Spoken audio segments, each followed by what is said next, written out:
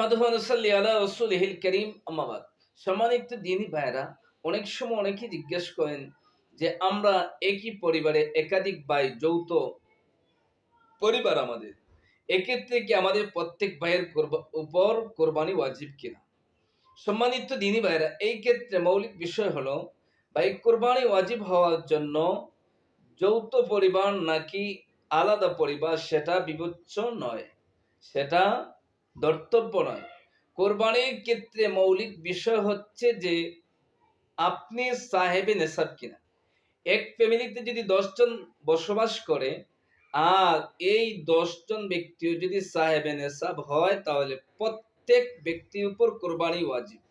তারা একত্রে বসবাস করার কারণে কারো উপর থেকে কোরবানি সাকিত হয় না। তাহলে মোট কথা হলো, যৌথ ফ্যামিলি হোক, পৃথক ফ্যামিলি হোক, যারাই সাহেবে নেশাব তাদের উপর কোরবানি ওয়াজিব।